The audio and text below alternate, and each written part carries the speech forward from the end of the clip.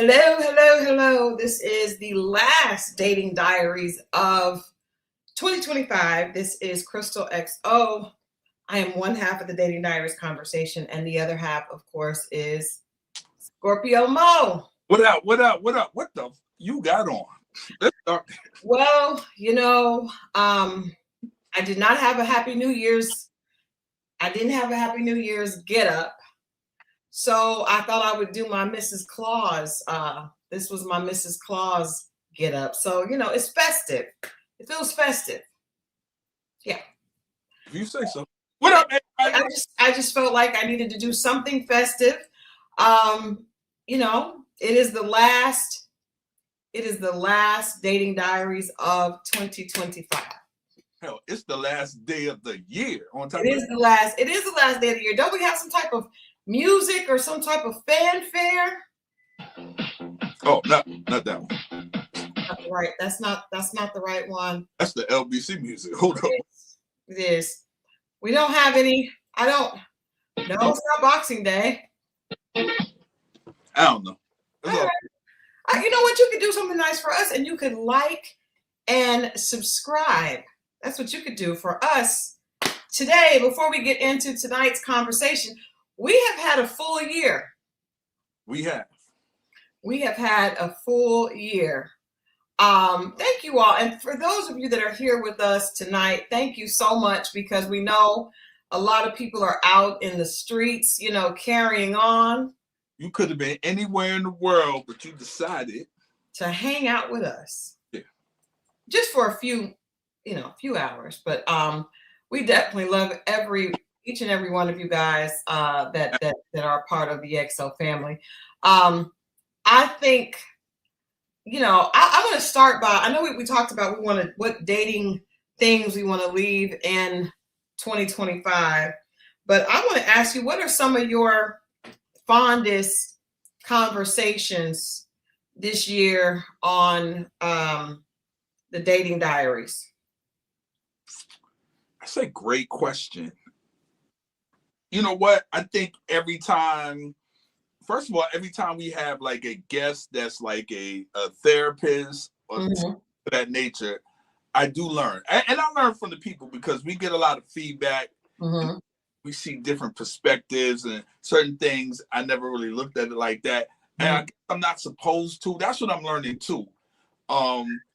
Like, don't be so hard on yourself or even hard on other people if they haven't experienced things and you want them to relate. If they haven't experienced, you got to give kind of people grace, because you might come to them with the issue that you're having, and then expect for them to understand you and see how you feel. But unless they did, there's no way that they can, and they might give you advice, telling you to just, hang in there, you'll be all right. And for you, because you experienced 100% of it, it might not be that easy. So giving grace and seeing the lot of the guests that you brought, psychiatrists, I think I'm saying that right?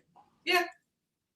And giving great advice, and a lot of it had to do with giving people grace and being patient.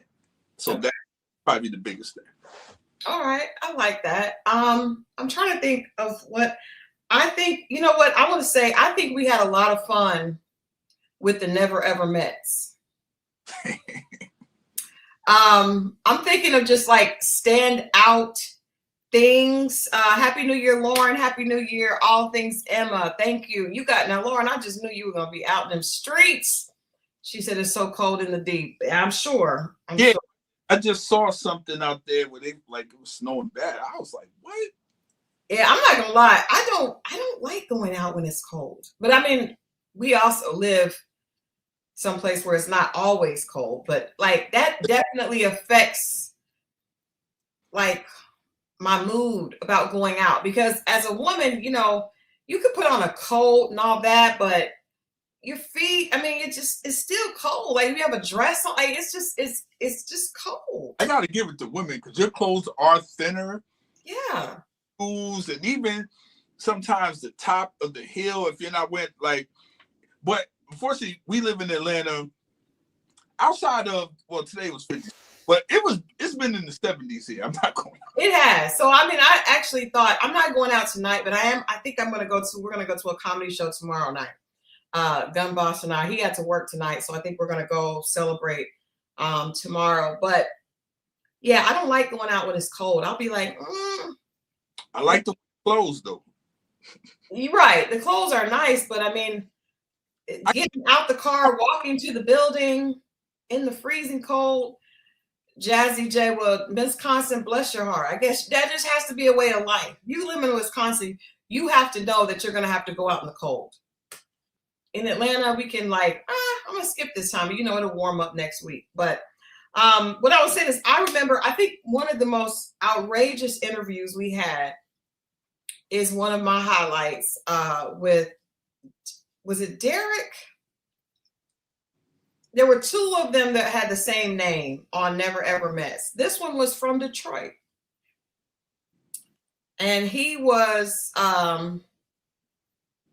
year before last. Was it year before last? Yes. I thought that was the year before last, but it spilled. Okay.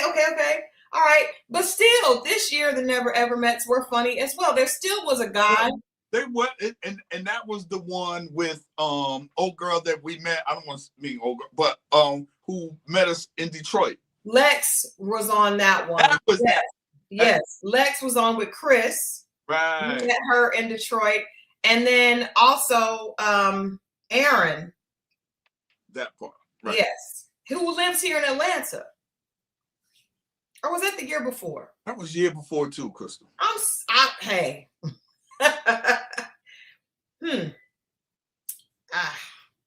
Old age. Oh wow. I'm gonna take the darts. Oh, hey, dude. Today I thought all day today was Thursday. I was wrong. Well, okay, all right. We had fun with Ready to Love Philly. Now that was fun. We had fun with Ready to Love Philly.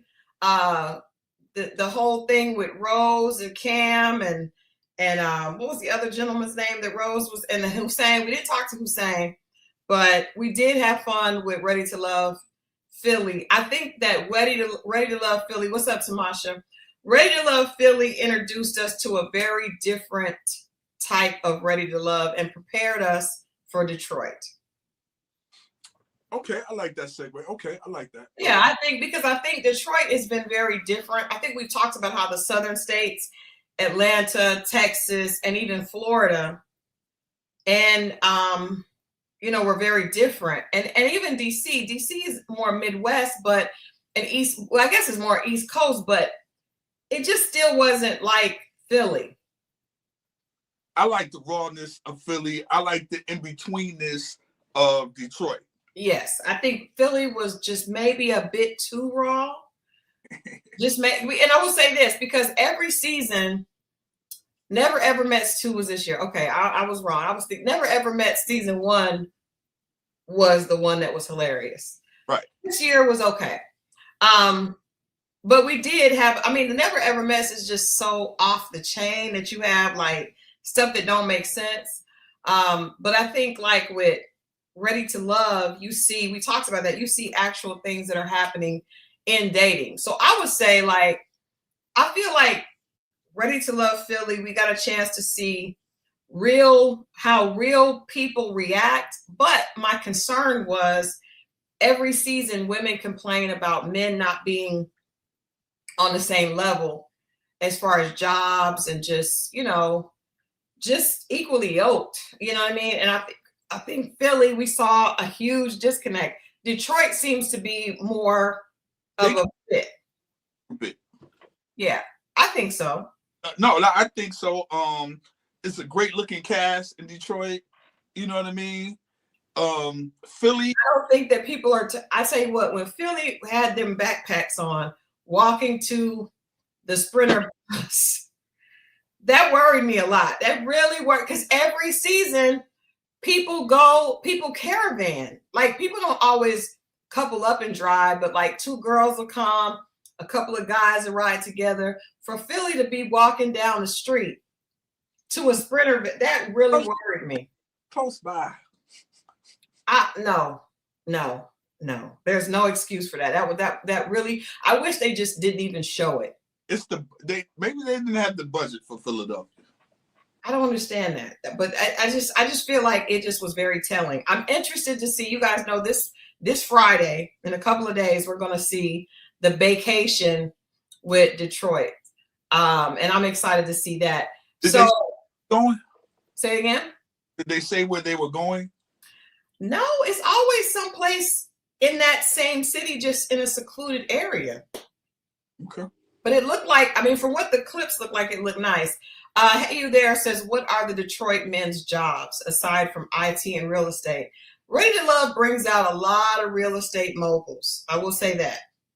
From Texas to it brings out a lot of real estate people.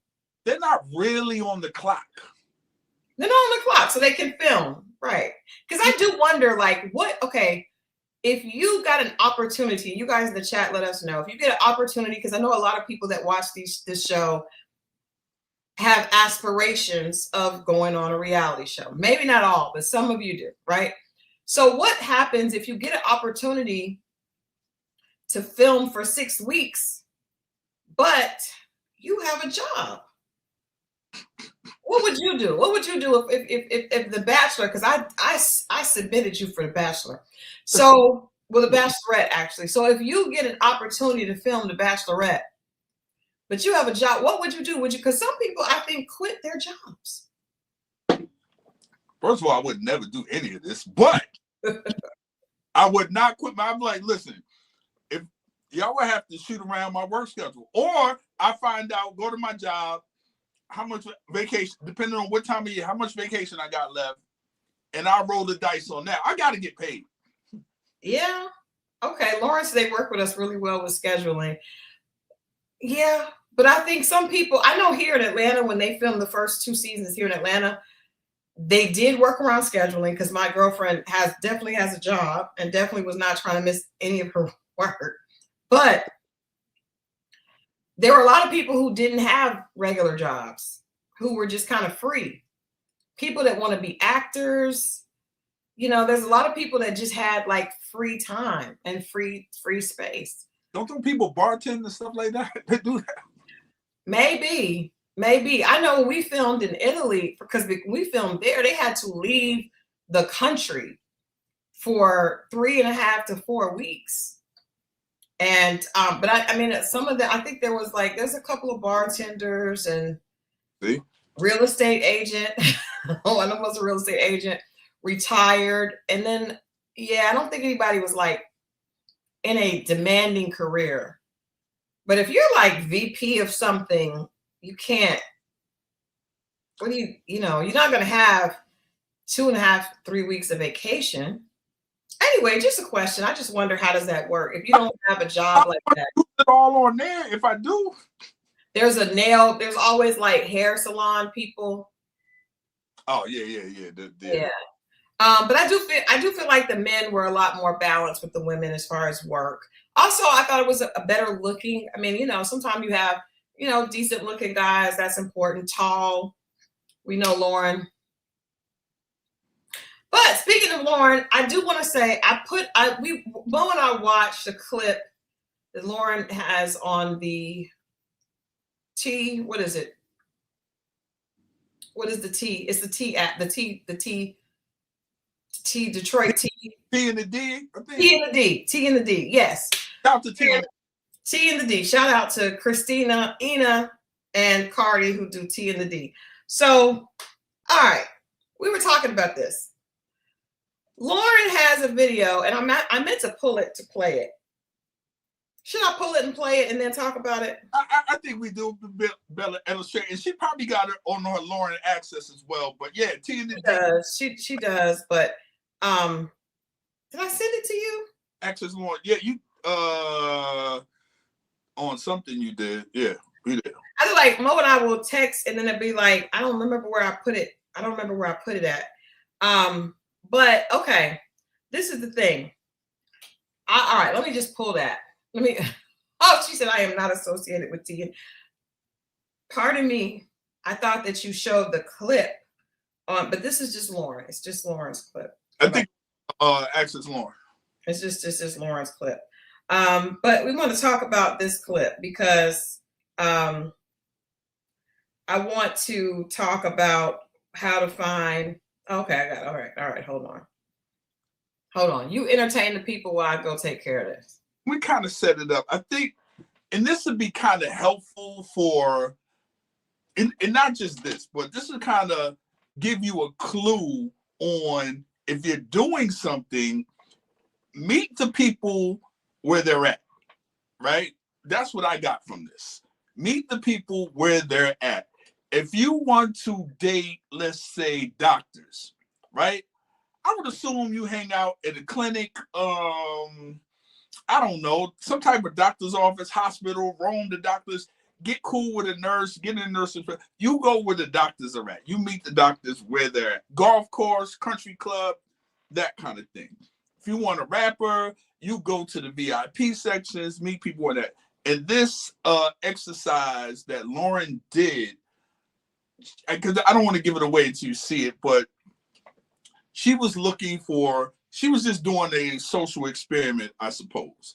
And she was looking for a certain type of guy. And she went to where those guys were at, which is smart. So all you women that like whatever it is that you like, meet them where they're at. You know, if you like football players, probably want to go hang out to a couple football games, things of that nature. That's what I got from what you're about to see. Hell, I might as well even set it up.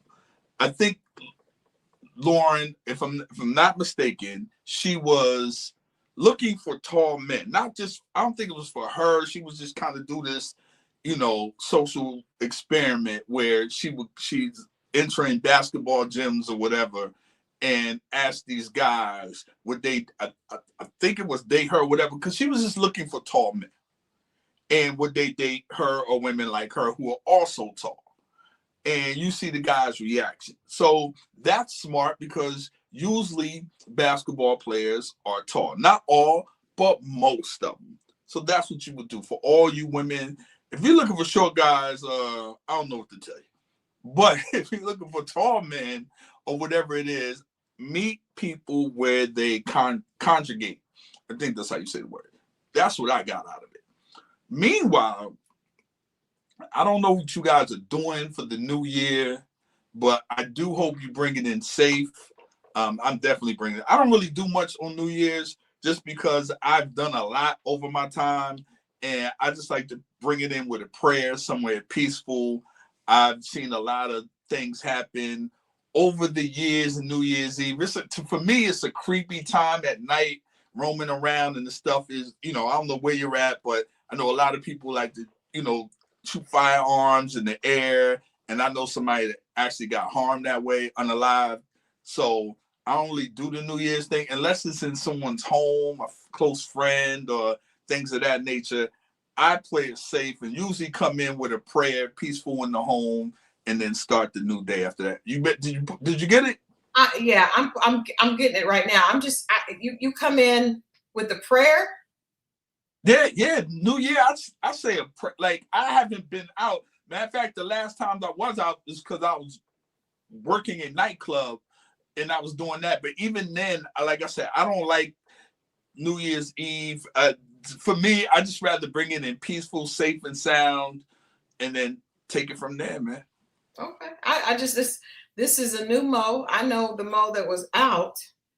I ain't been out in I don't know. Well, when I was working 5 years ago was the last time I was out, and now that's not that long ago. 5 years? I don't think that's that long ago. You can have a baby and then start walking about to go to school. That's true. But I mean, I've known you a long time. So the last 4 years of you coming in with a prayer. Yeah, absolutely. Other than that, I was doing the thing because for New Year's, but nah, man. 2 years ago, Hey You There. So 2 years ago, I was at Cedric the Entertainer's comedy show. That sounds fun. That's my favorite thing. Like if I can go laugh, really laugh. Like I think laughter is it's like a healing agent. And especially with most things, we live in a crazy time, if you can find some laughter with some people that you love, that's a great thing. But all right, you got it. I got the clip. So I want to play the clip. I heard you kind of set it up. You didn't kind of set it up. You set it all the way up. So we're going to watch the clip, and then we're going to talk about the clip in relation to what we saw on the show. You guys remember, before we watch the clip, we know that why we wanted to show this clip, and I believe why Lauren did it, is because when her friends asked Vince his height, he gave his height, and then they said, "Are you sure?" And then he started looking around like the deer in the headlights. Really, how I feel like Vince does all the time. I feel like he's always looking like a deer in the headlights. And then it kind of got into where it was just, it was kind of cringy. Like, well, what is this for? What are you asking? What's the point? And she was just like, the friends were like, it's not that serious, but he was trying to figure out what was going on. So here is the clip, and then we'll talk about it. I am at my son's basketball game. I felt like this would be the perfect place to find some tall zaddies, ask them their height, and then make them reiterate their height and see how they react. Okay, I just met this good sir. I'm gonna ask him right now. He looks really tall, much taller than me. You guys know I'm 6 feet. How tall are you? 6'7". 6'7"? Yeah. Are you sure? Yes. Now, did your doctor say 6'7"? Yes. Your license says 6'7"? Yes. Okay, you heard it, 6'7". I just found another tall zaddy. He looks much taller than me. I'm 6 feet. Now, how tall are you? 6'6". 6'6". Yeah. Now, are you sure you 6'6"? Legit 6'6". Doctor said it. Doctor it's said on your it. license. It's on my paperwork, license, on the All internet. right, 6'6". Okay, I've located another tall man. I'm gonna ask him his height right now. And look, you can see he's taller than me. I'm 6 feet. How tall are you? 6'3". Are you sure you 6'3"? Yes, I'm sure. The doctor said it. Yes. It's on your license. Yes. Okay, you heard it first. All right, guys, so you've seen it firsthand right here. It's giving, it's not that deep. I'm gonna go ahead and send it back to Lauren and Ashante.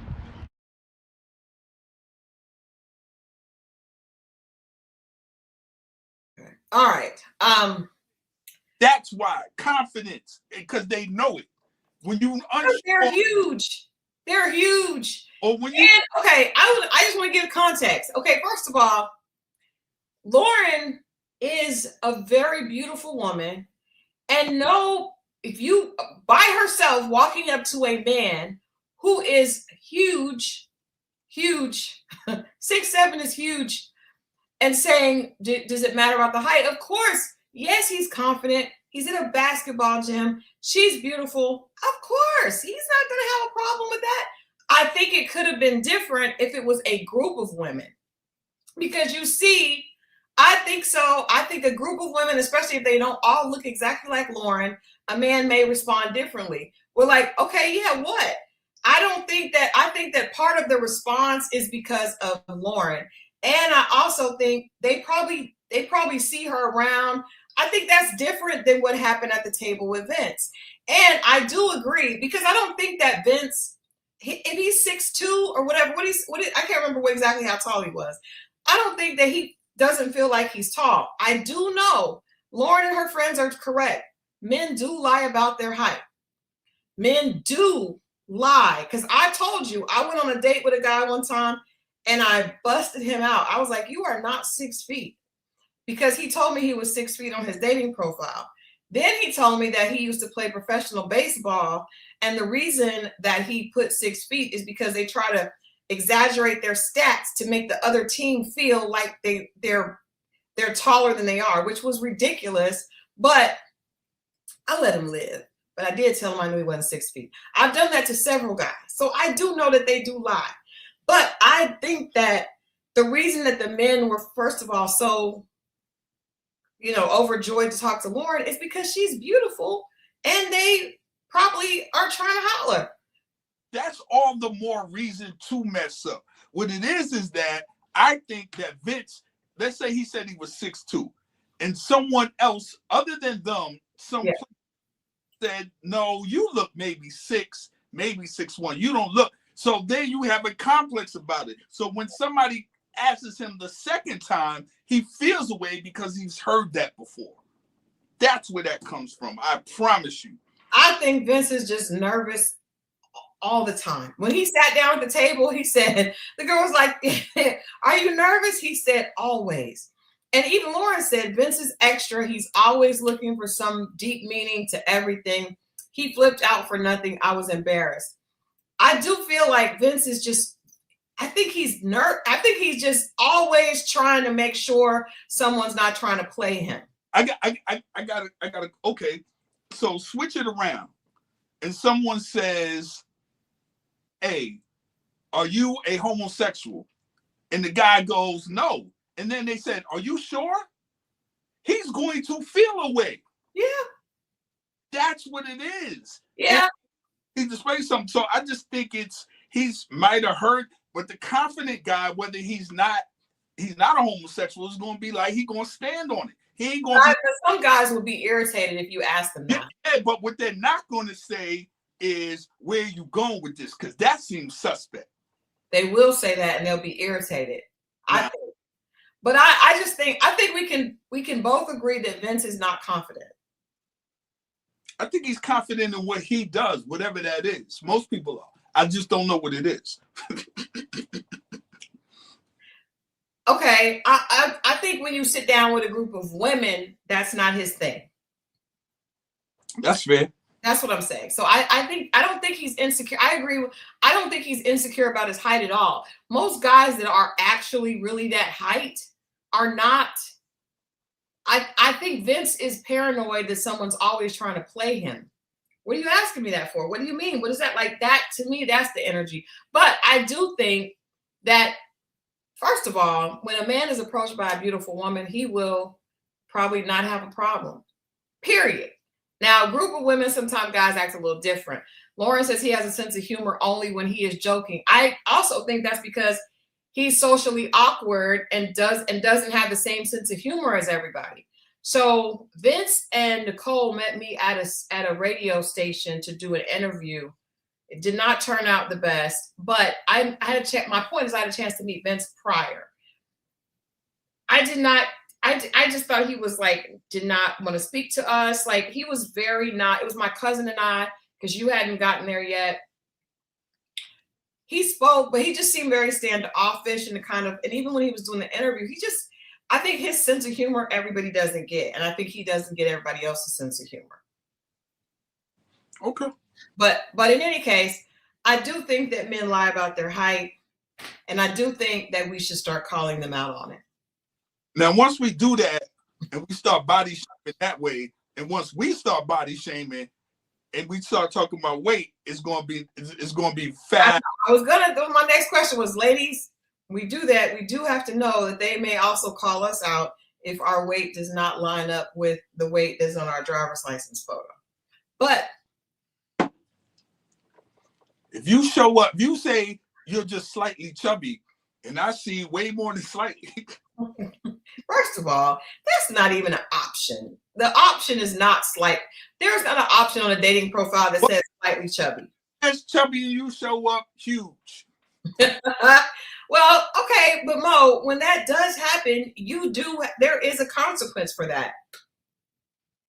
There is a consequence for that. You don't want to eat. You want to hurry up and leave. But I'm not calling her out on it. That's what I'm getting at.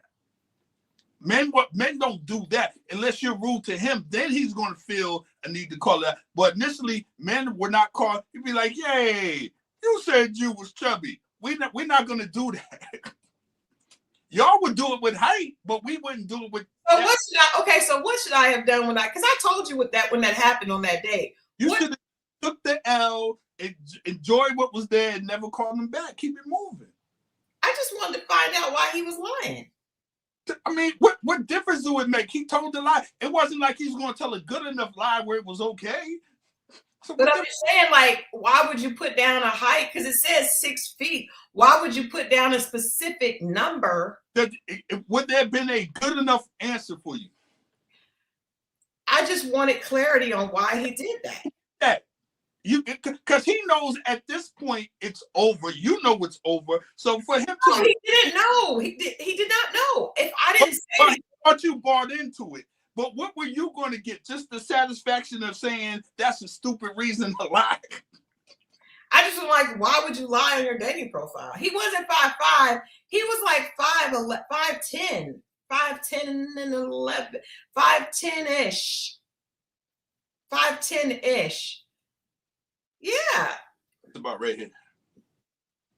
that means a lot. 5'10"-ish. Yeah, he was definitely not 6 feet. Just because as a woman, you know what that looks like. I just don't understand why they lie. I'm gonna pull up hold on. What are the options on a dating site for height and weight? I don't think it says slightly chubby. Maybe she can't say that. Maybe she said that over the phone. Because I've seen that before, by the way. Okay, so have you ever had a woman tell you she was slightly chubby? I determined he wasn't 6 feet because I like 6 feet, and I knew when I looked at him that was not what he was. I can gauge it with my eyes based on my height. I know what that is. I had a woman tell me that she had a little muffin top. No, say it. What exactly did she say? She said we were talking about working out and stuff like that. And she was like, I got to get rid of this little muffin top I got. But and then she showed up with a whole bread truck. That is not a muffin top. I can overlook the muffin top. I can't eat that many muffins. She had too many muffins.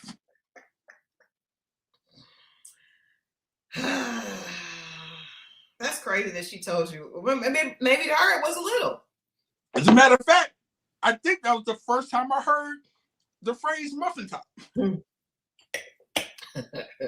Lauren, don't say more cushion for the pushing because you are not into that, ma'am. We saw you question Stephen. I feel like she wanted the six pack, 6 feet, and 6 figures. Oh, Lauren. I wonder how tall is what's the brother's name? Stephen? No, well, I like Stephen. I like Stephen for her, but no, I'm thinking about, for some reason, what's her name crossed my mind. I don't know why. Bella. Bella's obviously tall. Yeah, Bella looks like a tall guy. I think that men. Okay. I have a friend that is. Let me ask the ladies in the chat. We're just having fun tonight. Ask the ladies in the chat, and then I'm gonna talk about some dating things that we need to be looking at for this year. What? Hold on. What do we tell men that are under 5'6"? What advice do you have for them, Mo? And then I want to ask the chat, because why would I have advice for them? No, I'm just saying, because you, as a taller man, I've seen you look at men that are shorter and scoff at them when they're with a pretty woman. I've seen you do it. It's crazy. Like, the contrast is crazy. Yeah. So I'm saying, what would you do if you were 5'6"? I will work out. I will get my money up. And I walk in every room with my head up, shoulders back, chest out. Confident. Focus on yourself, King. Because if they work out a lot, then they start to look like Mighty Mouse. But because you and I both have a short friend, and he likes some talk. He doesn't really have a problem pulling ladies. Are you talking about the one that is a bit of a Rasta? Yes. Very confident guy. He's very confident. You're right. He is definitely confident. And when you know what? When you see him, when you meet him, you do not think about the fact that he's short, because he's yeah. That's true. That's the only thing I can recommend. Now, he got little feet. Little hands and little feet. Yeah, he does. I have another friend we have another friend, the one that told you not to nurse the drink. Yeah. And I didn't even realize how short he was for a long time. I was like, wait a minute, you're a little man. Wait a minute, because he just has a big personality. And then I was like, what? He's from the East Coast. He screams a lot. He's got that bravado. And I was like, this dude is barely 5'5", 5'6". How tall do you think he is? Once again, very confident. Yeah, he's very confident. But I also did look, one of my girlfriends, one of the girls I used to hang out with a lot that you remember, you know. Yeah, I know you. She was like, he has little feet. like, just like, look at his little feet. Look at his little hands. And I was like, oh man, I never realized he was so small. Never sit at the bar. Because their feet dangle. Feet dangling. You know how the bottom stool even has that last bar at the bottom? It don't even. Somebody said, what the hell? The one she said, Vince is unsavory and ghetto. Just because he's wearing a quarter zip and a low cut Cosby fro doesn't mean he's any better than those go-to icy chain sagging weirdos. Wow.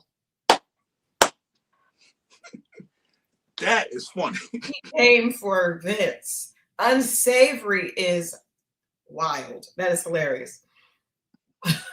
A quarter zip and a low cut Cosby fro. Okay. That is funny.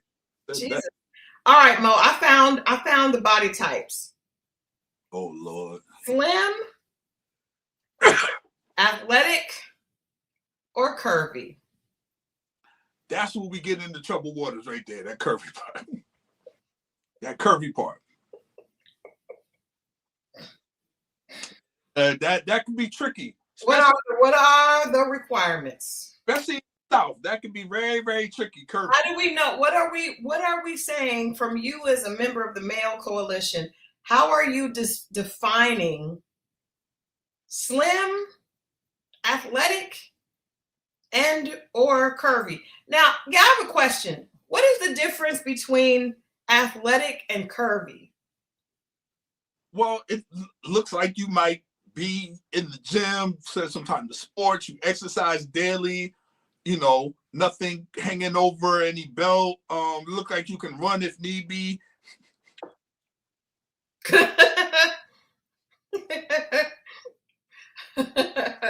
Okay. Yeah. All right. Yeah. If I tell you to get the other end of the couch, you'd be like, I got it. We're gonna move it over there. So I asked that because I have a friend who is very small. She doesn't really have any cookies or cakes. That's how I like to call them. Okay. Right, so she doesn't have the girls or really like just so like one of the gymnasts who they because they can't really have girls and hips and thighs and all that. So to me, that's athletic build is when you don't really have not in the black world. That's kind of Caucasianish because even the volleyball players of the mother races are thick. But when I see that, that's the 14-year-old boy built. What you talking about? We're not really a fan of that. We're not really Well, I think all of them like different things. Well, it might. But we like desserts. Okay. All right. So slim. So the slim thick. Explain the slim thick. Which is my favorite. But yes, it is. Okay, slim thick is usually the top is always thin. Now the legs might not be, it might narrow out, but it's usually the thick part is the desserts. Everything else is normally thin. Doesn't have to be tall, but the arms aren't very big, but they wide. You might have big, curvy chest. It's the curves in the right places, and it's not bony, but it's meaty where it needs to be, and then it thins out at the top and the bottom. Okay. All right. And then we have the athletic, which would mean there's some what it looks like you can lift. You're strong. Just if you need to do a little something, or you can run if you need be. I don't Tasha in the desert. This is a strange reference. She says people consider sexy red slim thick.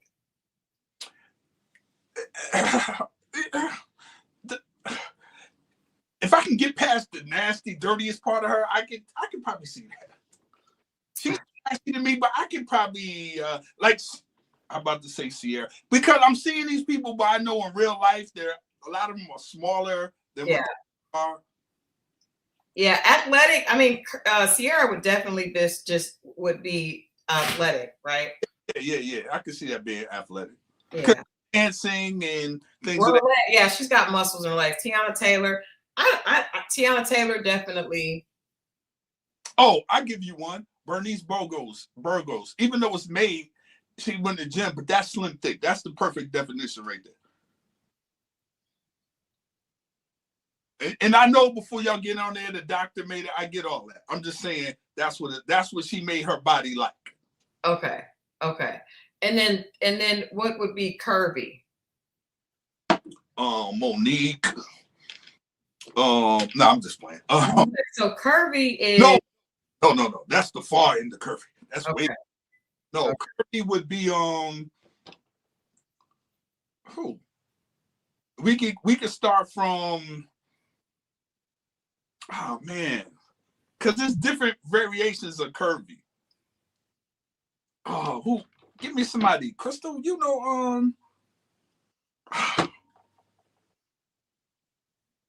a lot of the urban models. A lot of them. Alexis Fields.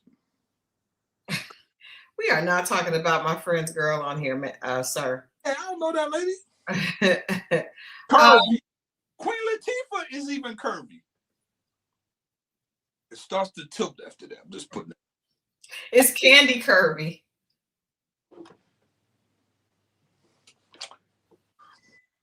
Takara is definitely curvy. Yeah, there you go. Jennifer Hudson. See, this is the thing. Yeah, there you go. She's milky. Yeah, this curvy is taking a dive over. Let me tell you something. Curvy, you gotta keep your eye on curvy. I'm telling you, curvy can get away from you. Shut up, Mo. Shut up. Just shut up. Curvy. Shut up. Shut up. All right, guys. We're moving on. With the guys, see, all y'all have is tall or not. No, y'all like big men and all kind of stuff. I feel a lot of women that don't necessarily. What is it? It's like a teddy bear, like the teddy bear type. What's the dude that was on Ready to Love Atlanta? Big Mike. Yeah, that's muscular. Women, they like that. Yes, we do. So y'all got your versions of this too. But I mean, y'all have as many variations. Say it again. Y'all don't have as many variations. It's kind of like. Well, we don't. I'm glad we don't. It's like tall, short, big, little. You can be tall and little, or short and big. I mean, it's just either big or little, or short or tall. Tall and thin, you mean? Little. I don't consider this. Little sounds like short. No, it could be little, like you put your arm around him and he's in the middle. I can't do that. If he's in the middle of your arm.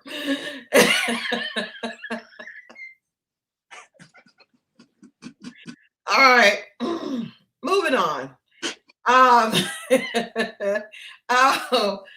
want you guys to know. Oh yes, and we have talked about on this show quite a bit, specifically in terms of King's Court, men with hips.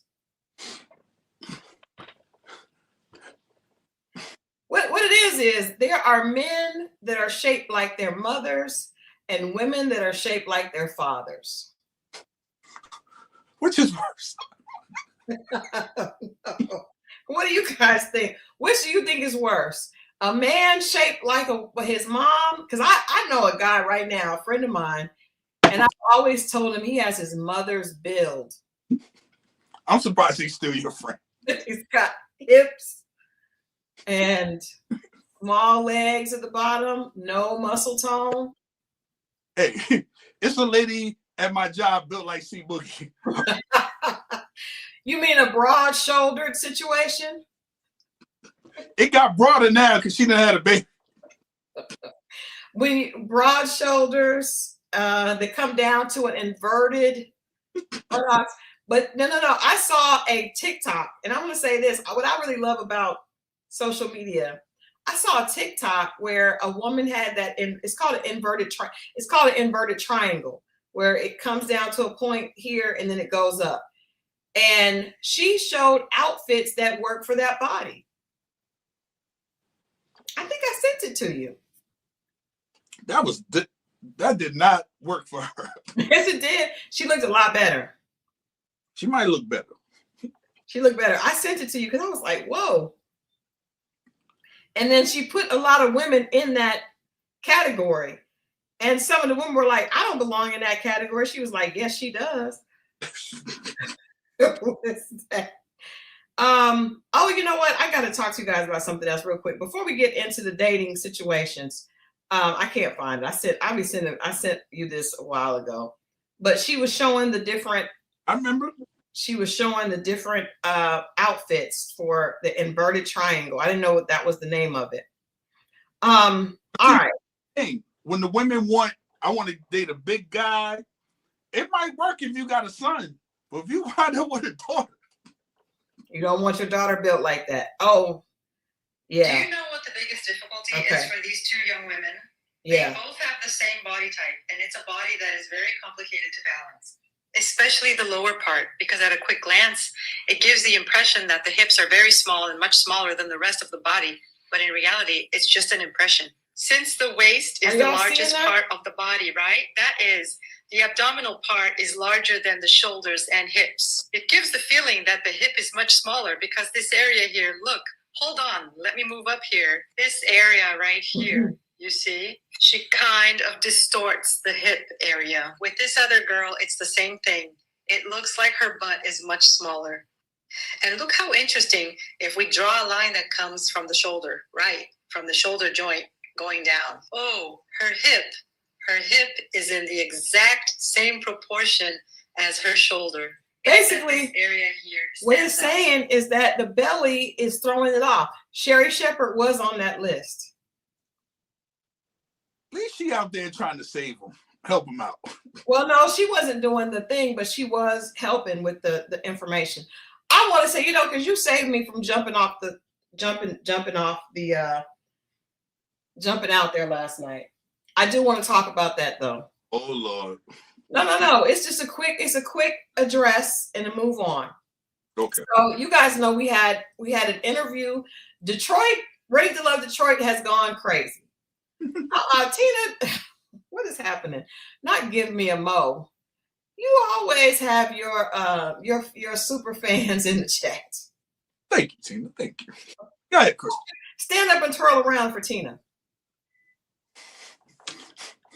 Wait, could you read the thing, man? Too?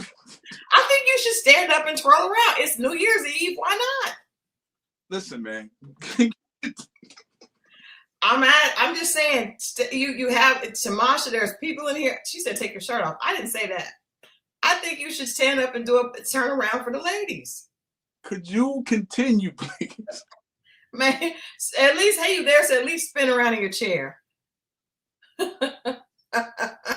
That is very LBC shit. Maybe Lauren said twirl. Mo. See, I was like, maybe if Lauren asks, he'll do it. Come on. Not even for Lauren. No. All right. Detroit, Ready to Love Detroit has been crazy. You guys know we interviewed an alleged. Actually, it's not alleged. It's not alleged. Friend of Darius's. It's not an alleged friend.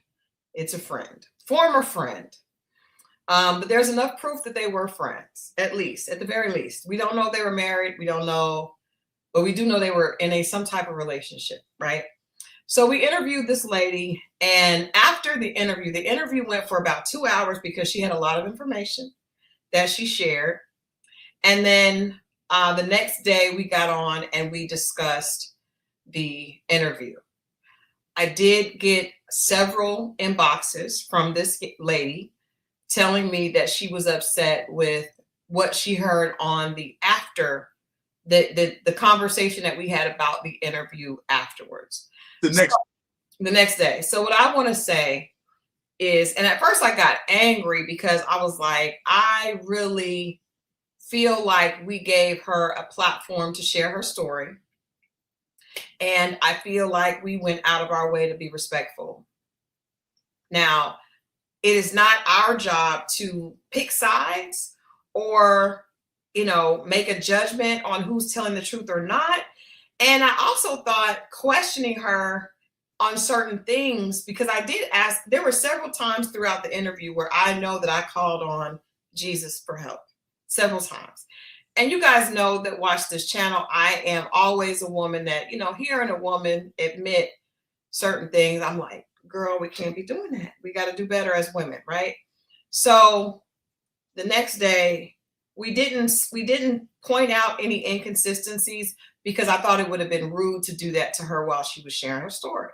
The next day, we got on and we talked about what we pulled from the story. I did say to her, so I'm going to say I'll make a public apology on one thing. I told her that I thought she should stop going back and forth with Darius. And I said that to her because as a woman who is married and has a past, I would not suggest any woman keep talking about your past when you are in the midst of a future. I would assume, and even me, even outside of being a man, we know men's egos are a lot more fragile than women's. But if I was in a relationship with a man and he kept talking about his ex, it would irritate me. If he said, are you cool with me doing this? I may say yes once or twice. But after that, I'd be like, well, what am I here for? If you just going on and talking on. So I gave her advice, personal advice. I should never have given personal advice to someone that I was not personal with.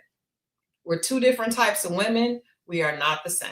So I should not have given her advice that I would give someone that I connected to, because we just married two very different women. As far as everything else, I don't feel we were disrespectful to her. I feel like it's our responsibility to the channel to talk through the interview and to discuss what we believe. I feel like we do the same thing with people that come on the show, people that are actually on the show.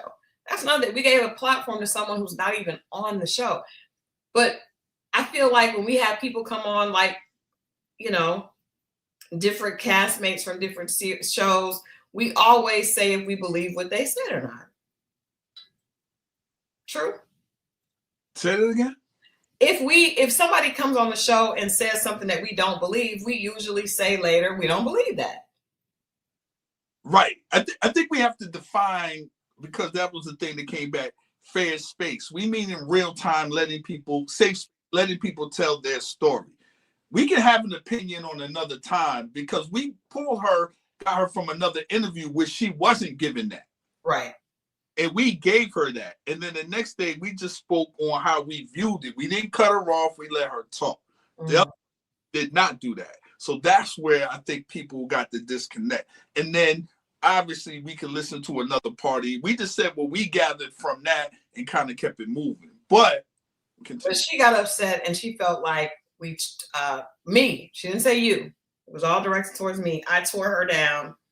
And she said that I was responsible for some fraud, people thinking that she was doing fraud and her potentially losing clients. Man.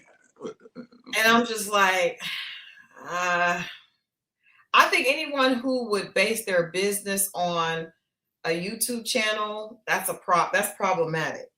But I did just want to say, you know what? I give women that come on this show personal advice all the time. But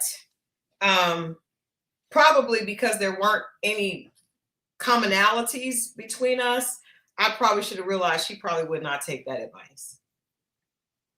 Well, she don't have to. That's her. You see what I'm saying? You give it to her, don't mean she got to take it. That's all right. I just, but a lot of people in the comments were like, oh, well, you shouldn't tell her. She shouldn't talk about it. And I'm like, let me ask you, what husband wants to hear their wife talking about their ex over and over and over again? That is crazy. Nobody. We are all products of our own decisions. She got a decision if she wants to take the advice or not. Facts. That's it. Like we're grown. You're not a little kid, but she's going to do exactly. You got a choice to make. You got a business, right? You made choices for your business. We are all products of our decisions. You can take it or not take it. But man, you better than me. Listen. I just wanted to bring it up because we're ending the year. And I would say, I think even moving on now, we had another, this was, I believe this was this year. It might've been last year. It might've been last year when we had, I can't remember, Mizell. Was it last year? 2 years ago. Damn it, man. It's gone. Time is gone by. But I remember the situation though. Yeah, so one of the guys from Not Ready to Love, but Make a Move. There you go. Make a Move. One of the guys that was dating one of the ladies had a girlfriend that reached out, and we interviewed, yes, Lizelle. We interviewed her. So I was like, well, maybe we just shouldn't interview people that aren't on the show. But that young lady was very pleasant, and we had no problem. This situation was different, and it was, it got ugly. But to me, and there have even been more people that have reached out to us for interviews and for conversations that are not even a part of it. It just is crazy. Detroit, and it's no one else on the show, which is crazy. It's like nobody else has all this extracurricular drama happening besides Darius. It's crazy. Why do you think that is? I don't know, because I don't know these people. We are watching it at the same time. I have no clue. I don't know if it's a scorn situation. I don't know if it's it's somebody spreads themselves around. Things can. I don't know. I just know this is the first. And for the record, we don't do third party people. No. We barely doing this thing, but right. Yeah, I would interview someone who knows her who just has an issue with her because she is not a cast member on the show. She's not a cast member at all. So it's just weird. But we did talk to Darius, and we did hear his side, and we'll just save some of that for later on. I'm sure some of this is going to come out in the reunion. But we'll save some of that conversation for later. Moving on to Dating Sunday. I want to let you guys know that this Sunday is the biggest dating day of the year. People come into the new year and they decide, you know what? I want to find love this year. I'm leaving bad relationships in the past. This Sunday is the biggest day of the year on dating apps. What? Yeah, seriously. People decide that they want to find love. It's like the gym. First of all, I love the one she. I love you. You are hilarious. We need you to be a part of the conversation all the time. I am of the personal opinion that wealthy white women will first of all make themselves as slim as possible as a wealth indicator. She would not be looking like she did. She must be scammy rich. Wow. Okay. That is hilarious. Moving on. Yes. So this Sunday is the biggest day on a football day on dating apps. 32% increase in matches and a 32% increase in messages sent. Try your luck. Okay. You too. Get on there. Hey, man. Hey. It said Black singles are showing up with more clarity, intention, and follow through. And I do think that it's interesting because I read this other study that said more people are starting to return to dating. There was this hookup culture, this Netflix and chill. More people are actually going out because people miss that real dating experience. So that should be a good thing. And STDs is up. It's sky high. So you gotta sit your ass down. What? I'm telling you.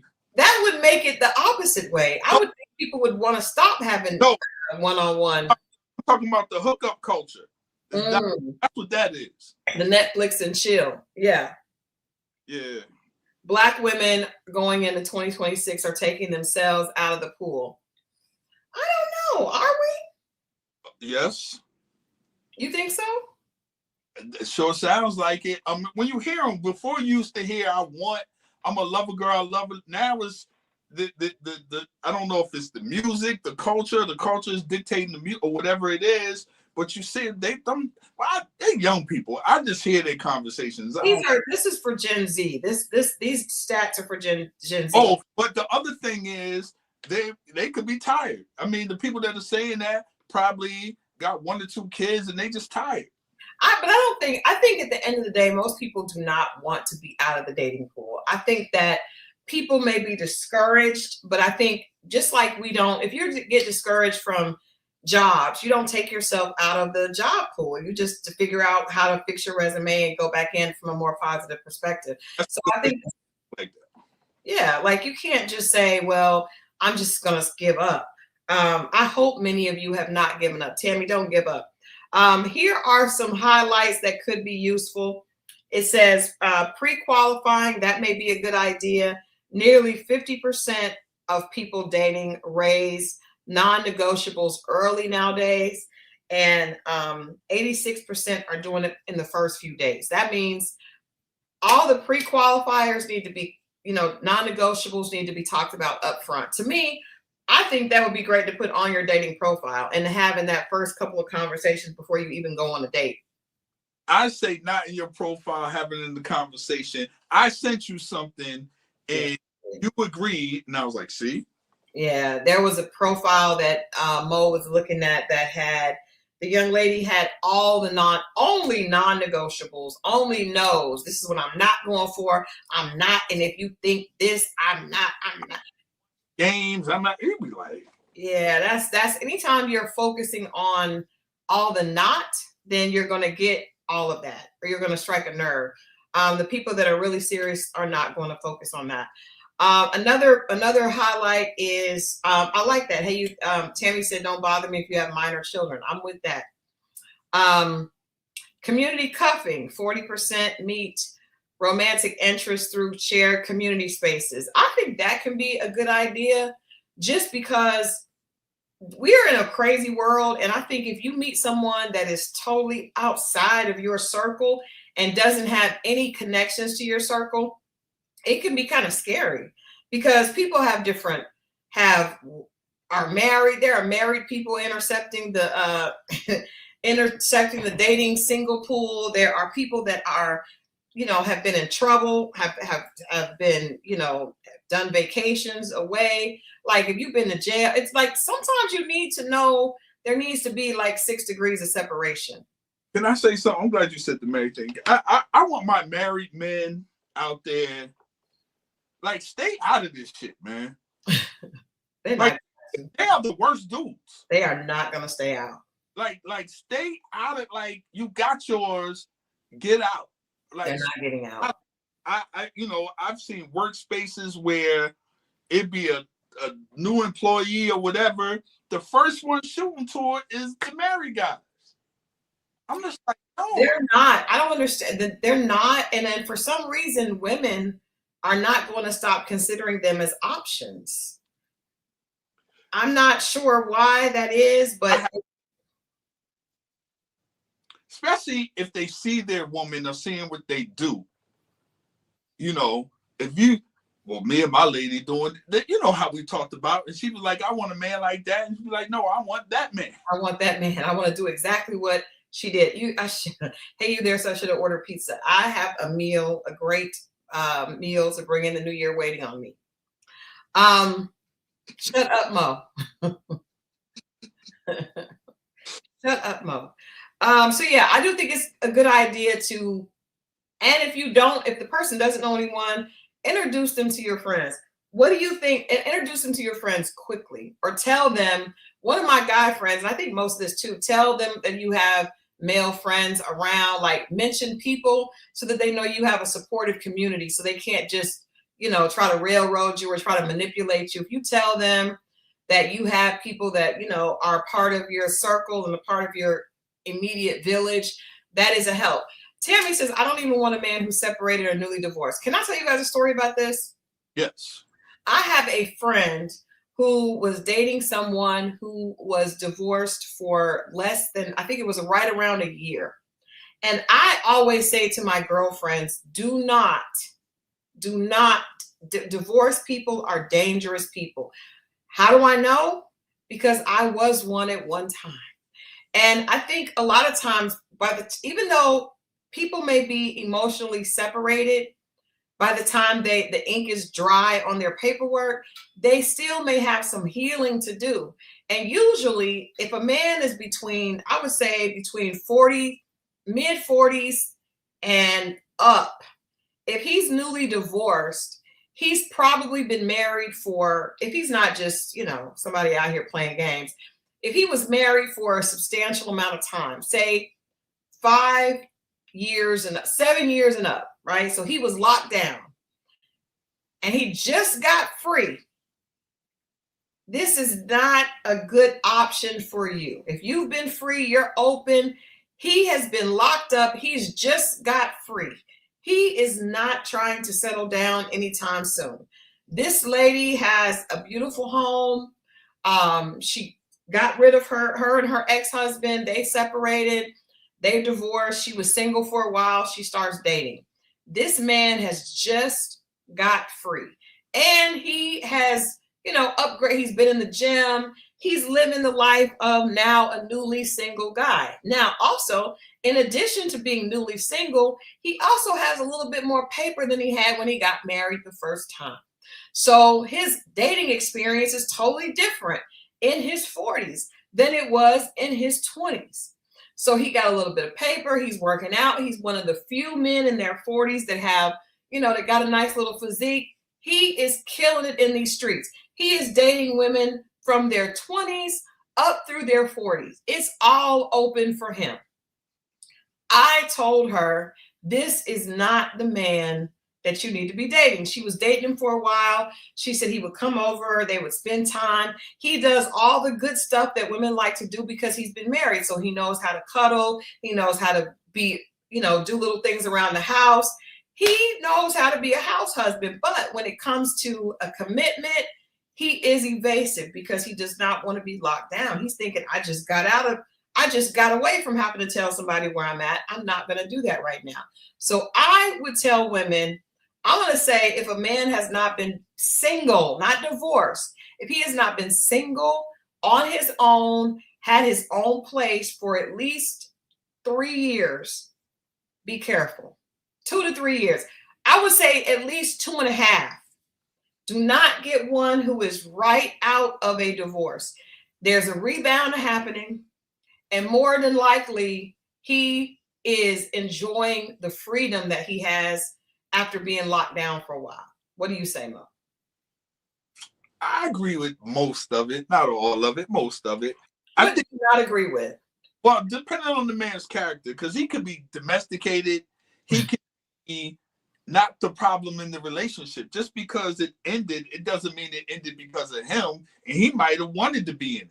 So, but if that's the case, I'm not saying that he's bad. He still may not be ready to. He might not be ready to be divorced. That's what I'm saying. He wants a relationship. Now, if you got a guy that was cheating and wanted to be out in the streets, yes. But if you got a guy where she was just tired or she was cheating, he might have wanted to be in one.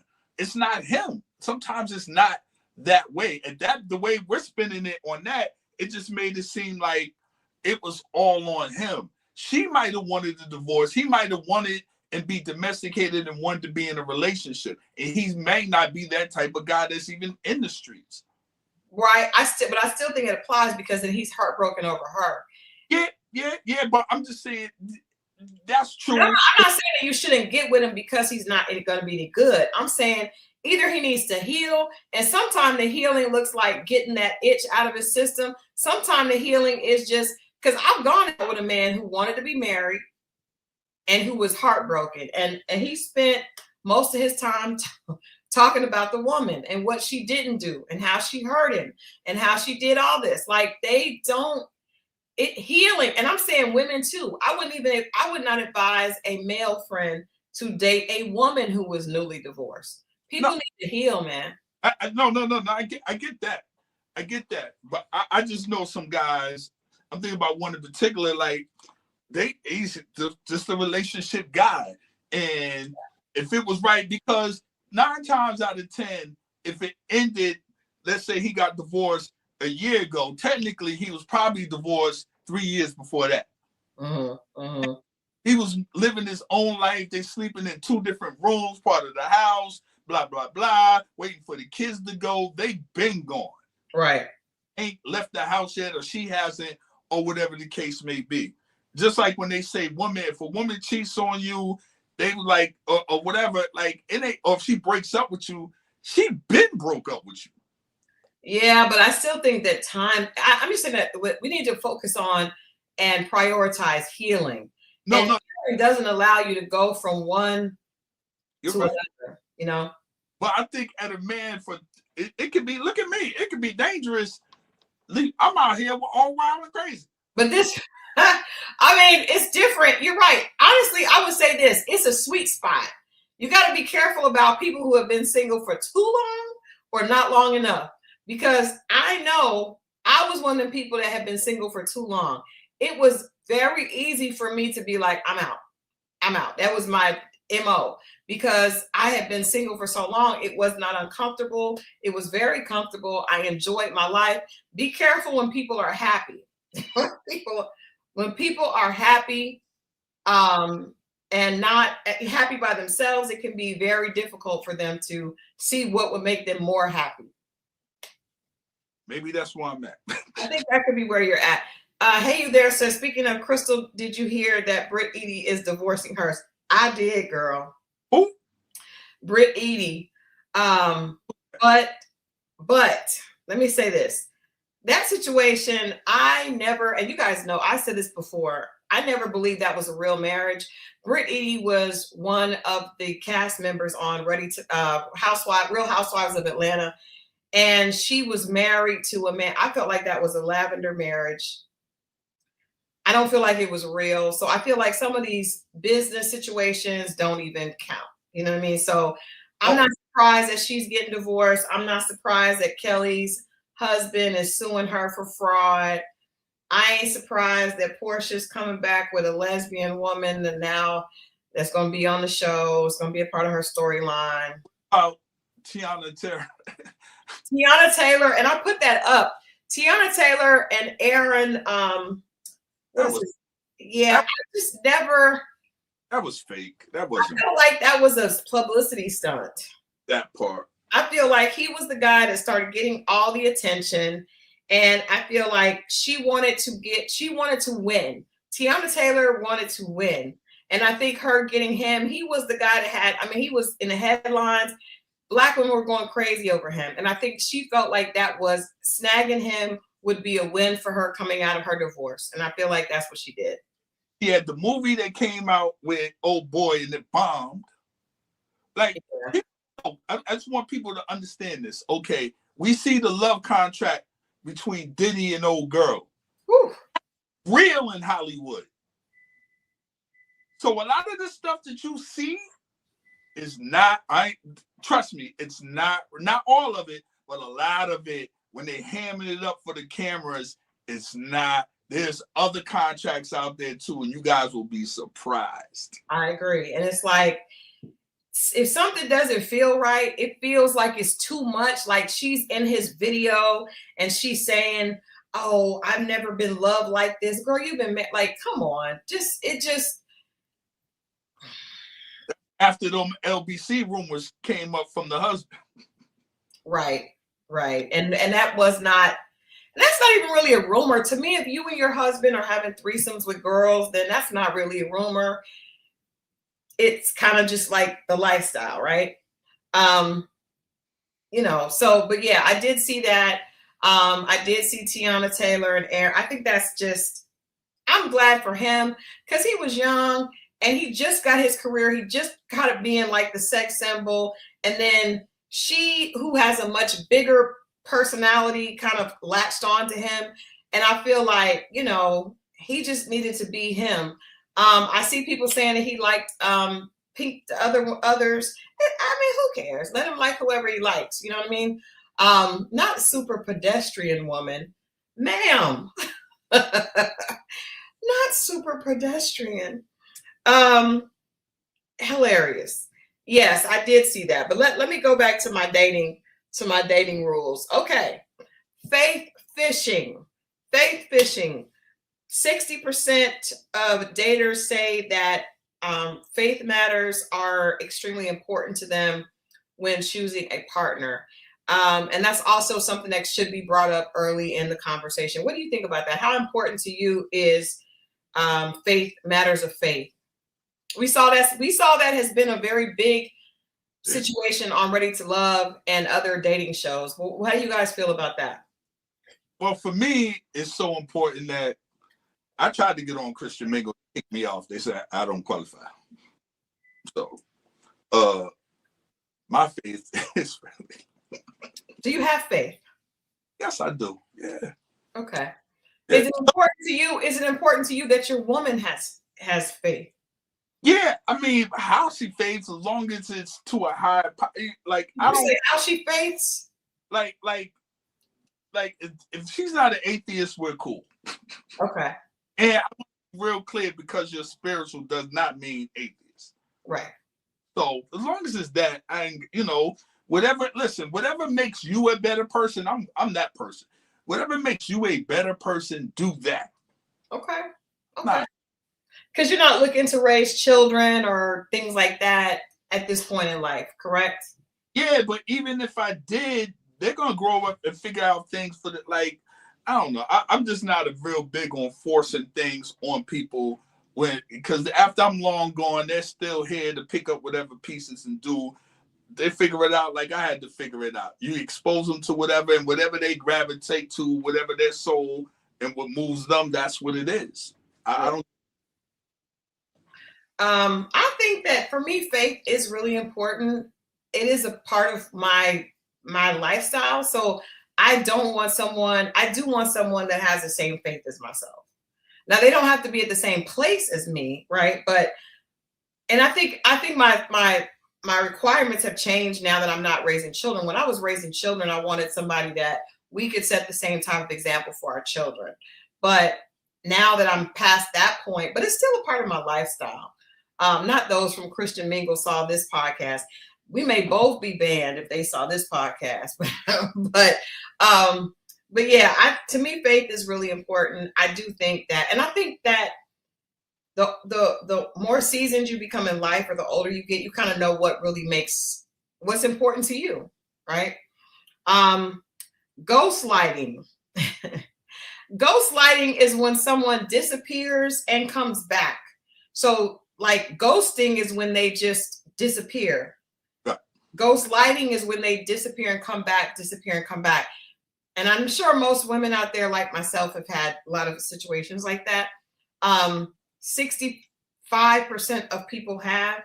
I know I had one, and I just had to, like, at some point, you just have to say, go and do not come back here, because that person will keep going and coming, going and coming. They leave the door cracked a little bit. You kind of have a little bit of a hope and wish that they will come back and do the right thing. They always come back, but they never do the right thing. Block, delete, put the nail in the coffin, which can be hard. Because they only come back, I know, especially men, we only come back for two reasons. And what are those? It's the intimacy, and it didn't work out with that other lady.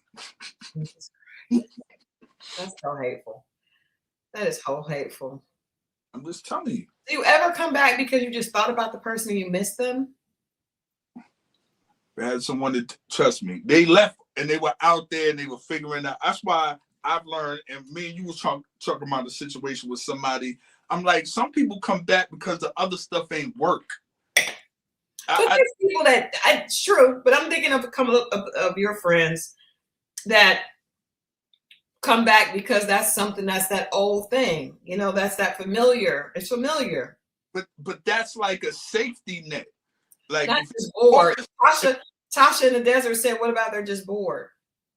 That too. Like you, it's something to do, is recreational, but when you have all these options and then you explore them and then you come back to the person, you know, if I've known you for 20, 30 years and now whatever you come to me now, to me is based on the fact it didn't work out with them. It's not me. I'm going to be somebody's priority, somebody's first. And I think you are to whoever it is. Sometimes it lines up, sometimes it doesn't.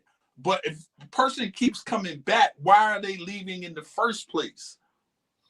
That's true. And I'm glad before, and I will say this to all the women out there that have not given up, I will tell you this. I had a situation like that and it went on for years. And it was not until it went on from maybe like 2007 to like 2018, way too many years. But it wasn't until I totally put the nail in that coffin that I met, you know, my husband now.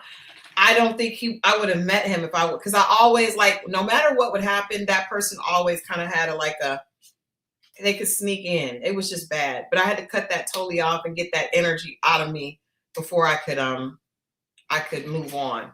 Men will ride it out forever. Women have to, I'm telling you right now as a man, we will ride it damn near out forever. We will outlast you. We will keep on doing. Women have to shut it off because men will keep coming. Paul. Man, that is crazy. Sugar Pie wanted to say hello. She just came and tapped on me like, let me up here. You want to say hi? Say hey. Sugar Pie is footloose and fancy free. She has no more children. All of them have been homed. The kids away. Yeah. And do y'all want to hear a horrible story? Yes. Since the end of the year, I wasn't going to share this with y'all. Oh, man. I wasn't going to share it with you guys because I didn't want to hear the judgment. But you know that in addition to Sugar Pie, and you know we had Kane passed away. I have two Rottweilers, Shadow and Sade. Shadow and Sade. Shadow is a male. He is fixed. Sade is a female. She is not fixed. So right when we got Paisley a home, well, first of all, I came back from Detroit and Sade looked a little motherish. And my mom was like, now remember, my mom let Sugar Pie out accidentally because my mom just moved in with us last year. It spells Sade like Sade, S-A-D-E, like the singer. That's what she was named after. She's beautiful. She's gorgeous. Beautiful, beautiful little rock. She's got a real pretty Rottweiler face. And then Shadow was real big. But my mom was like, she let Sugar Pie out accidentally. She felt really bad about Sugar Pie getting pregnant. You guys remember the drama. The babies came. We didn't know nothing about birthing no puppies. We had Paisley and Louie. Got rid of Louie this summer. Paisley seemed like she was stuck with us. Finally, we found a great home for Paisley. She's very happy. They love her. She's their baby, right? I got my Sugar Pie back. After Sugar Pie and I went to Italy this year, she came back. Don't do that, hey you there. My Rottweiler's pretty. I'll show you guys a picture. We'll put a picture of her up next time. So my mom was like, I think Sade looks pregnant. And I was like, how could she be pregnant? Because we let the dogs out. We do have a lot of land. We let the dogs out, but we didn't think that she had went anywhere, right? So I thought it was a ghost pregnancy. Now I've had you remember my dog Chantilly. You remember Chantilly? Yes. Chantilly had a ghost pregnancy. I had let her go to the groomer one time. She came back. Next thing you know, she was looking pregnant. So, and then she wasn't. So I thought that Sade was having a ghost pregnancy. My mom kept saying her boobs are getting bigger. They're getting bigger and bigger and bigger. I called Gun Boss. I was like, babe, I think Sade may be pregnant. Now he was like, no, because Sade is a full-blood Rottweiler. We're gonna breed her so we can have Rottweiler puppies and sell them. So we're like, well, when would she have gotten out? Now we have 5 acres. The guy behind us has 40. The guy that has the guns. He also has a Great Dane. Oh Lord. I know, guys, it's a bad story. So anyway, long story short, a couple weeks have gone by since we got back in Detroit. Sade still looked pregnant. She's looking more and more pregnant. She started eating a lot, being a little bit distant. And day before, no, what is today? Today is Wednesday? Yes. Sunday, we came out, we were playing with the dogs, and Sade starts yelping. She ends up in labor. We look down, there is a puppy coming out. Adrian is just like, she really is pregnant, and there are puppies coming out. So Sade is yelping, she's in pain. Sugar Pie was never doing all that. Anyway, trying to help the baby come out. I was distraught. It was a horrible story. I wasn't even going to share this with you guys. So eventually, after 2.5 hours, she delivers a puppy. It is stillborn because it's been in the canal for 2.5 hours. She was pushing, crying. It was horrible. And no other dogs come out. So we're thinking that there are, Tammy's like, I cannot. We're thinking that there are a bunch of babies in there and the one baby is dead. Gun Boss buries it. Sade is looking for her puppy. It's bad. It's a scene happening here again. So now again, this is 2 days after we just get Paisley a home. Now Sade has one puppy. We're thinking like, okay, we have to take her to the hospital. We call the emergency vet. The emergency vet says that they don't have any spaces for emergency surgery because we're thinking we got to get her emergency surgery. They don't have any spaces on Sunday. We'll have to wait till Monday morning. Monday morning at 7:30, Gun Boss and I take Sade to the vet. They do an ultrasound and they do a x-ray. There are no more puppies. It was literally only one puppy and the puppy passed away. And so Sade has been looking for her puppy and crying. It's really sad. But we're kind of happy that she didn't have the dog. But we think that she got out and she went into our neighbors and mated with the Great Dane because the puppy was huge. Y'all would have had the wildest looking dog. But I looked it up and actually like a Great Dane and a Rottweiler, it is a beautiful dog. It's like muscles of the Rottweiler and the height of the Great Dane, which we cannot. That would have been like the horses. So I think we're going to start a channel. I got to start a channel with the animals. I think I should do that. With the dogs and the horses. I think so. Start with What? Start with the page. Start with the page. Tamasha said Moses it would have been ugly. It was a cute puppy, but it might have been. But guys, I feel bad for Sade. So I went and bought her a teddy bear to put it in the cage with her because she kept looking for her puppy and crying. She doesn't like the teddy bear. She knows it's not her puppy. But anyway, that is what has been going on at our house. That's a messed up story, man. I know. I feel so bad for her because we buried the dog. We buried the puppy far away, so at least she doesn't know it's there, you know, but it's sad. But we also didn't even know she was pregnant. Now, you got to pick my spirits back up now. You done said all this. I'm sorry, but Tammy said at this point, I'm tired. Okay. Yeah, but I mean, but the vet made me feel better and said that, you know, nature corrects itself. Because I was sad about the puppy, and then she was like, the puppy wasn't, you know, could have been sick. You know, nature corrects itself. So Sade will be fine. She's not eating. She's a little bit depressed. You guys send good energy to Sade. But that should just make people think about, okay, they had babies. You did take away your other dog's kids. When you about that, it's kind of messed up. Not just anybody. You were like, dang, imagine somebody, because it's the same as a loss is a loss. The kids and somebody waits for however many weeks, takes them and give them to some other people somewhere else.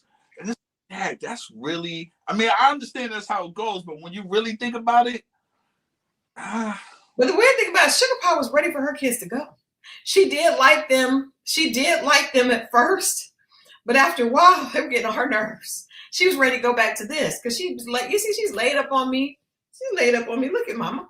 she had no time. Hello. She's laid up. She couldn't do this before because she had kids. She had kids. Did you have postpartum? She looked at me like, what? Y'all know what she does? She is a diva. You know what she does, which is hilarious? She will get on the bed with me. And then when the gun boss opens the door, because she knows he will not let her on the bed, she jumps down and gets in her bed like she was never there. If she hears his voice, like on the phone, she will jump down and get in her own bed. One time I was talking to him on FaceTime. I was in the bed and she was laying next to me and she saw his face and she jumped down. He was like, I saw you, Sugar Pie. She is so smart. She was like, I'm not dealing with that man. But yes, she did get tired of the kids after a while. So I do think, but I also think you shouldn't give them away too soon. You shouldn't give puppies away too soon. So I think it's important for puppies to stay with the mom for 10 weeks. I am the permissive parent. Adrian's Gumbaugh says I spoil her, but y'all send good energy to Sade, and I'll take a picture of Sade and Shadow so you guys can see them. But it was crazy because Sade did not want Shadow around her. She would let us touch her when she was in labor, but when Shadow would come around, she'd be like, argh, you know, because female Rottweilers can be a little aggressive. But yeah, she just turned 2 on Christmas. Okay. She just turned 2 years old on Christmas Day. But Sade, she got the teddy bear, but I think she's tearing it up because she's mad because it wasn't a puppy. But the vet told me to give her something that she might think was the puppy, but I almost tried to give her Sugar Pie, but she didn't really want it. No. So anyway, all right. On another note, the last dating tip is get her fixed. Maybe because we may want to mate her with another Rottweiler, which we found one. That was an accident. I have no idea how she got out. But actually the heat causes just like a woman, when you're in heat, you will make bad decisions. Let this be a lesson. Don't look for the women in heat. And don't you get back in heat, Sugar Pie. Romancing. 90% of people evaluate relationships based on emotional consistency and support. You know, I always hear women talk about emotional maturity in men. Do men think about emotional maturity in women? Yes, but I think it comes a little later. If at all? No, it should come. I mean, I don't understand why it wouldn't. And like, you remove yourself from certain spaces and you see how how a woman carries herself, because a lot of times, especially if you grew up with a mother in the house, you're looking for signs of that. And when you don't see that, and it probably happens a lot more now than ever. Yeah. I would think. I don't date young people like that, but I would think, but just by watching social media and just seeing the disconnect, and yeah, man, I would think, yeah. I think that, I just like all animals. Yikes, Tina Bray. Oof. I think that emotional maturity is not something that people have really given a definition to until as of late, like the last 10, 15 years. I think we always knew what it was, but I think that, there's so much more conversation about mental health, and we put labels on so many things. Like gaslighting was not a term until recently, but we knew we experienced it, but we didn't have a term for it. So I think like emotional maturity is something that a lot of people lack. I feel like it shows up in more situations than just romantic relationships. For example, if you can't have a conversation where you don't agree with someone and it not take a turn to combativeness, then you don't know how to, you don't have emotional maturity to me, because it means you're not in control of your emotions. If someone says something that triggers you, you're out of control. And so I think if you can't agree to disagree, if you can't see and allow other people to have their own perspectives, then that means that you lack emotional maturity. Another thing that is a red flag in that is when people don't know how to handle, and I think this is where we see, as women, we see men struggle with this a lot more than women. They don't handle their emotions. So if a man is dealing with grief, right, a loss of a family member, or even loss of a job, and I'm upset and I don't know what to do with that, I would take it out on the people closest to me, not talk about the actual issue, but my behavior becomes more, it can be violent, it can be dismissive, it can be, just, I don't want to say violent more, but like it can become aggressive, right? And that's because I am dealing with grieving, I am hurt, but I don't know how to communicate that. So instead, I'm keeping it in, I'm swallowing it down because I'm a man and I'm strong. But what's happening is I'm mistreating those around me because of that pain. That is a sign of emotional immaturity. Like, you can't just say, I'm hurting right now, I need to get this out. And I think a lot of what we're realizing is our culture has really put men in a situation where a lot of them have to feel like they can't be honest about their emotions. And so they don't know how to handle them. So it's either I'm going to drink a lot, I'm going to look to deal with women, I'm going to look for some place to put this pain, something to put this weight on. And usually that is a woman, another woman, be it your woman, a side woman, an extra woman, a random woman. But it unfortunately, we a lot of times get the brunt of that emotional pain, pent up emotional pain. Now that's fair, especially if you guys live together. I could see that. I mean, I've seen it, for guys cutting the line in this and that, but those are situations where you're in passing with people.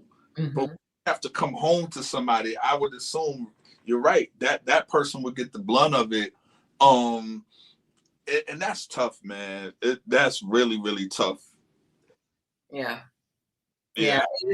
I think women's, how I would define women's lack of emotional maturity is if you don't acknowledge your partner's feelings. You just assume that he doesn't have emotions, That's a great point. That's a great point. And that's what it is. I think for a lot of men, they want to be acknowledged in the department and respected, and not for it to come up again. I think most men try at some point, and then when they feel that sting and it comes back like a boomerang, a lot of them are done after that. A lot of them are really, really done after that, or made to feel weak when they do it. But the problem is, you said a lot of men try. Sometimes they'll try with one woman, and then when that response is not what they want, they will never try again. That's exactly what I'm saying. And I'm not saying that's right. I'm just saying it stings that bad for that person to do that. And I've seen women even, he sounds like a punk. He's whining about such and such. I'm listening, but I'm like, wow. So if he can't go to you, then who? Yeah. I mean, but unfortunately, sometimes that man closes up, and then the woman that he meets 15 years later is still dealing with a handicapped. No, you're right. Like, and it travels through you're right. I'm just trying to think, what do we do, or the initial start? I just think this thing about manhood has been so small and narrow. And if it doesn't fit in here, it's less of a man. And I think a lot of that is BS. No, I think it is, but I think that men kind of created that. I think we live in a patriarchal society, and I think men have an idea of what manhood is that they are often not able to live up to. Now Tammy said we do that to Tyrese when he cries online. No, that is something totally different. No. That is not the same. But let me ask you this, and I like looking at the Diddy situation, right? Mm. You know, this is something that's been in the headlines a lot. I just saw that I just did an article on the fact that Christian and Justin, his sons, are doing a documentary on their dealing with their father, which is BS because we know that they went to visit him for Christmas and the next day they announced the documentary. But somebody was saying, well, they're not really, when Christian said, I want to slap 50 Cent, right? That is what he said because he's angry because someone did something to his father. But there are a lot of people saying he's not a man. He grew up privileged. He doesn't have the same, you know, masculinity, the same definition of masculinity that 50 Cent and his father have because he's grown up privileged, catered to, without struggle, without those instincts that a lot of times we feel define masculinity and manhood in the Black culture. So for someone like a Diddy, and he's not by himself. He's not by himself. In fact, most of the men that I encountered in the entertainment industry live by the same set of laws, right? Unspoken laws. The more women you have, the tougher you are. The more swag, the less you show emotion, the more you show progression, the more you show ambition and success, and don't allow things to knock you off your perch. That is what people see as manhood. So I don't think these are things that women have created. I think that is what men have created because women are a pawn in that game. You know, the more women, the more cars, the more jewelry. Women are an accessory to that phenotype. I think that's a very narrow point of view still because you're only describing one type. We come in very different shapes and forms. That could be one man.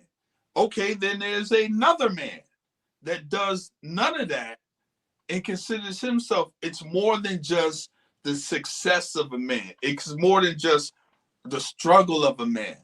It's more than just that's what I mean. It's layers and it's different departments. It's not manhood here, it's manhood here in all these boxes. Men come in all shapes. It's not just about money and success, struggle, survival. There's compassion.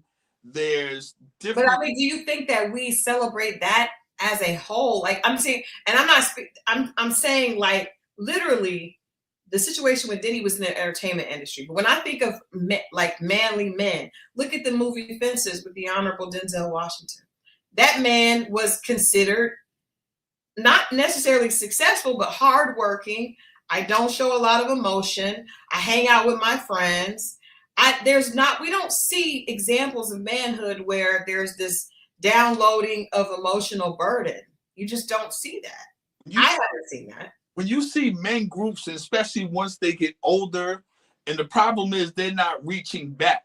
But when you really see brotherhood on an older level, like me, and I think me and my friends maybe in the last close to 10 years now have gotten to that space. Even to see each other not long time or hang out and be like, yo, man, I love you, man. Take care. You know, I might not see him for another 10 years. Or we sit around and have different type of conversations about where we're at and what it means to us and our kids and what we want to instill in our sons and daughters. Is different.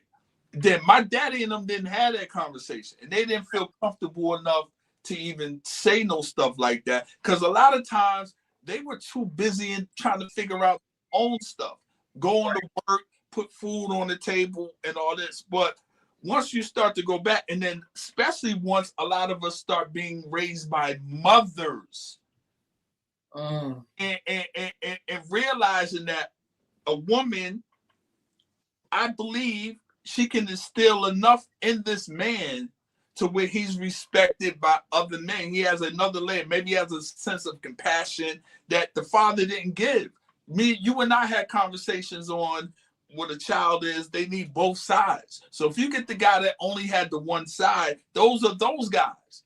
But what about that other side? You know, These guys ain't getting you. When you see the guy doing the special stuff for his wife on New Year's Eve and taking the trip and the big marriage proposals, he's not getting that from a man. He's getting that from a woman.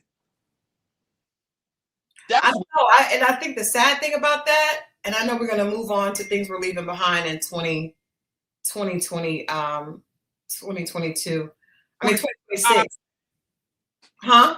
2025, not 2022. 2020, what things we're leaving behind in 2025 to go into 2026. But I think that that idea of it's not like it wasn't, it has been coming for a while, but when I was in college, right? And I've told this story before. I remember all the guys that were in my class where, as we prepare to graduate, we're getting ready to graduate, looking at jobs. And I went to school, University of Oklahoma, definitely a PWI. So the fathers of my white classmates, the guys, the dads were the ones taking them to get rings. And the dads were the ones helping them prepare their proposals. And the dad, so I don't think that it's not man-like. It's not manly to, help plan that. I think our communities haven't had enough, positivity to do that, right? So I think a lot of times the like you said, this is coming from a woman. His whatever he's doing for his girl is what he's got from his woman. But I do think in a healthy family, it could come from the father, because I've seen that happen before. It just doesn't happen a lot in some parts of our community. Now there are some parts where you have the I know that I've got a girlfriend that was a Spelman, and a lot of them came from those old school, I call them like Jack and Jill families, where the dad and the mom both went to college. She went to Southern, he went to Morehouse. They got together. They are excited about their kids marrying other affluent African Americans. So there is some of that, but so many of us come from broken families that the mother doesn't have time to be excited about her son proposing to a woman. You know what I mean? And the dad is somewhere encouraging him to hit all the women and not sell down one. Family is the key word. So once you take that out, you got the child in the middle, a growing adult male trying to figure it out, But I think we're getting better. Slowly but surely, we're getting better. Let's talk about things that we believe should be left in 2025 when it comes to dating. What are you leaving in 2025, Mo? What am I leaving? What are you leaving in 2025? Yes.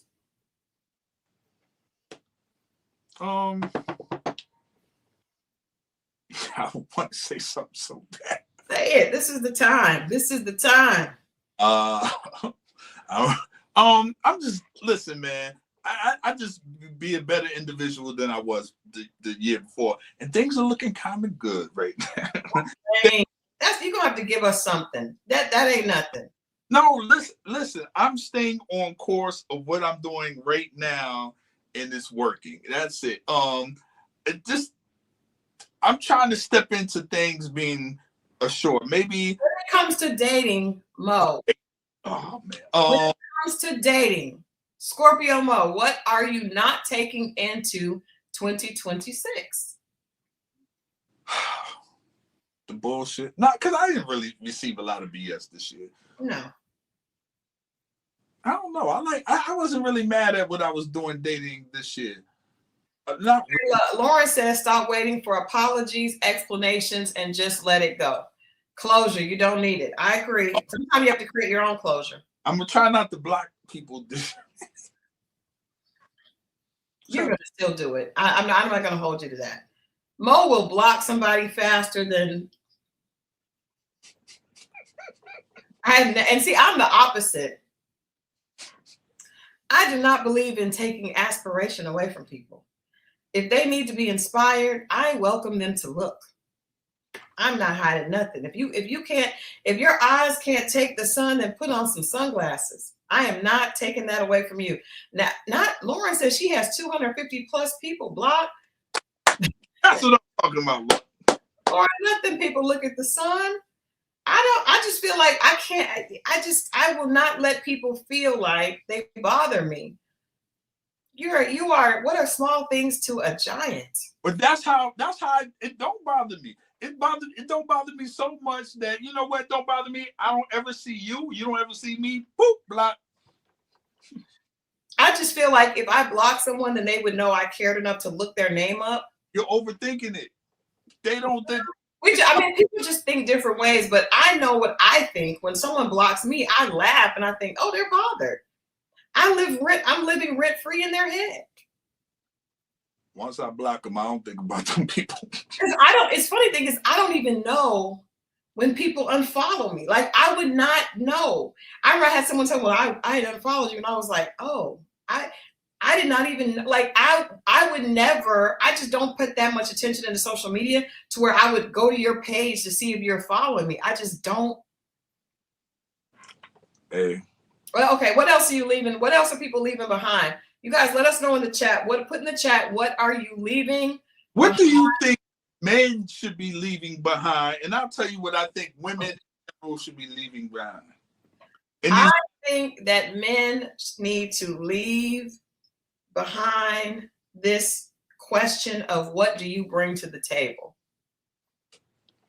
I'm sick of that question. I don't want to hear that question. I think it's the dumbest shit ever. What do you bring to the table? First of all, you don't want us to bring the same thing. So I think, and it's also a point of trying to put somebody on the spot, trying to shame somebody. Like, just stop. If you're not interested in that person, be on your way, sir. Stop wasting people's time. I want men to stop wasting women's time. First of all, it's easy to see what type of woman, if you watch for a while, you can see what type of woman she is. If she's full of it, then, you want to waste her time, that's cool. But if it's a good woman who actually got some purpose about her and leave her alone. Stop wasting her time. Like, why would you just waste a person's time for no reason? That karma is going to come back to you. Stop wasting people's time. Stop asking women what they bring to the table. Find a woman that you can afford and lock in. Cold turkey, ask a woman what she brings to the table. No, figure it out. Just like you don't like asking men do not like being asked how much money they make. So don't ask her what she brings to the table. Find someone that you gel with. No, but what I'm saying is, so men just come cold turkey and ask a woman what they make, or he's being asked, then he's asking the same question. No, I think, to me, a lot of times men, because for some reason men have started to feel like the princess, and they have started to say, well, what do you bring to the table? Like, when they're interviewing someone for, to date, when they're on a date, they're asking women those questions. And I think it is extremely. Heard that before. I mean, I don't date men, but I just never heard of a guy saying, so after the talking, be like, so what do you bring to the table?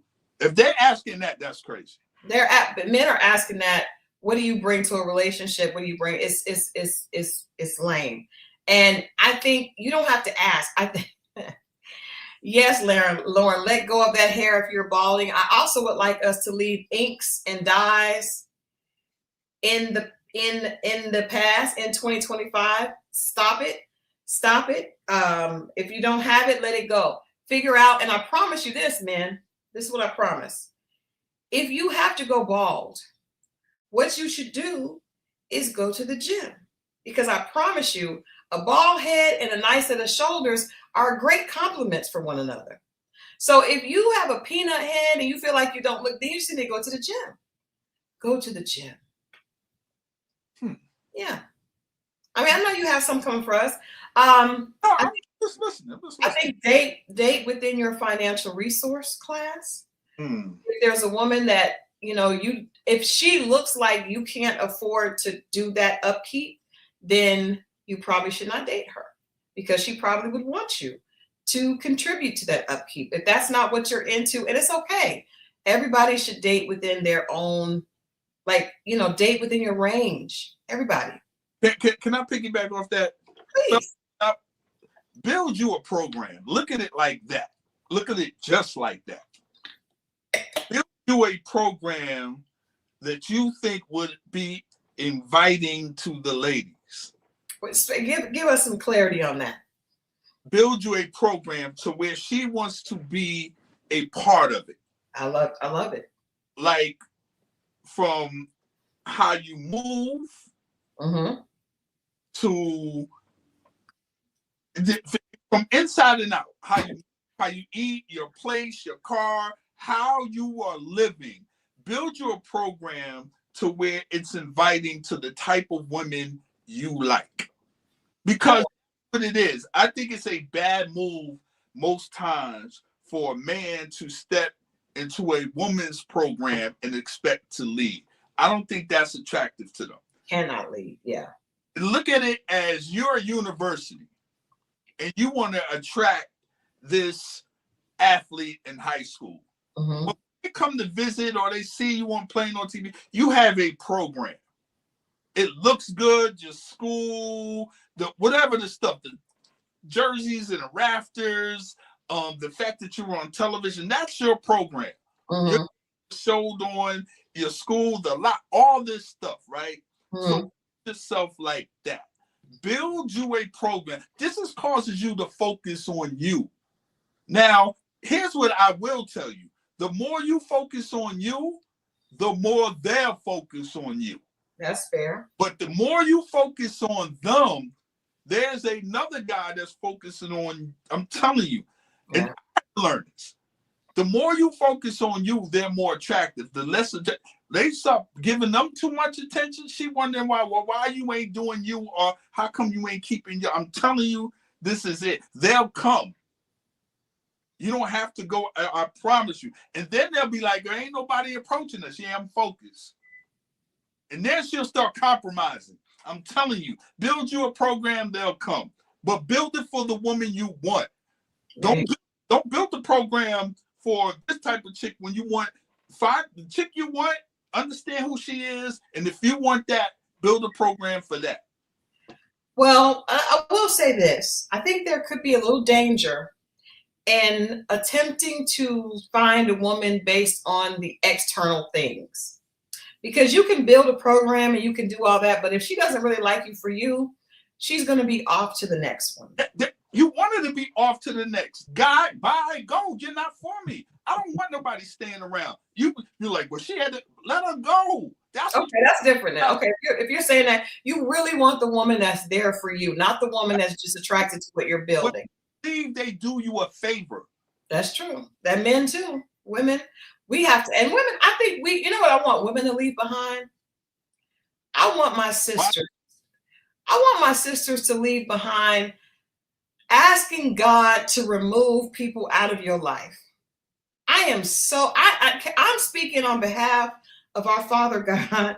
Not that he told me to, but I just want to take up his concern. Something that concerns him because it concerns me. I get so sick of women saying, if he's not for me, I'm just asking God to remove him from my life. You remove him. You remove him. God is not doing that. He is showing you this Negro is not worth it. You keep asking God to do things he's not involved in.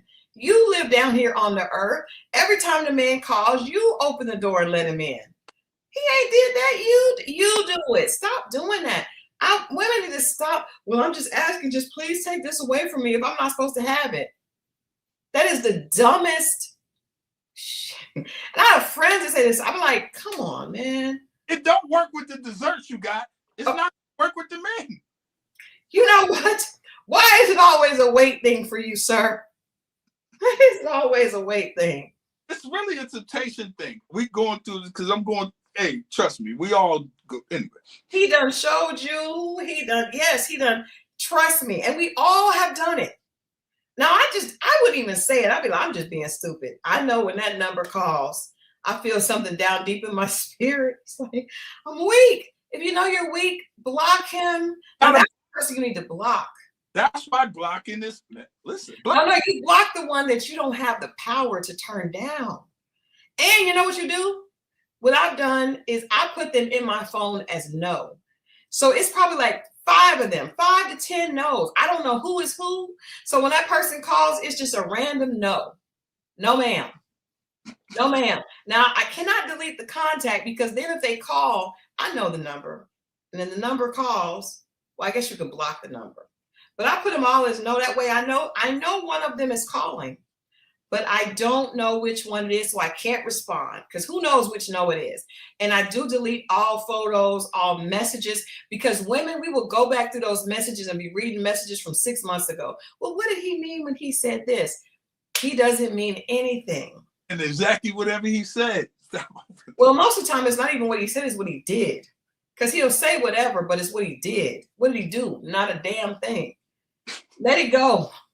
Like Elsa. Let it go. Ladies, quit asking God to do that, though. He ain't gonna do it. You do it. Hey, it's like 10 o'clock. Yes. All right. Well, you all. I'm sorry. The new year. Give people a New Year's Eve message as we prepare to retire. I would look at it like this. Tomorrow, this is for all of us. When the clock strikes 12, it is the first day of the rest of our lives. And we could do a Darius shimmy. And whatever you want to do, just think about this.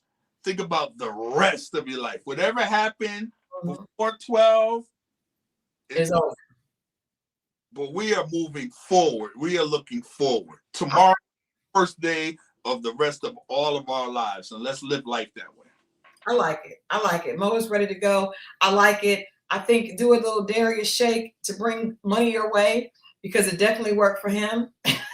Let's do a Darius shake to bring money our way in 2026. You guys, we are excited. We love every single one of you guys for being a part of this family. There's so much coming. Mo and I have an exciting new development with Dating Diaries is coming in February that we're excited about.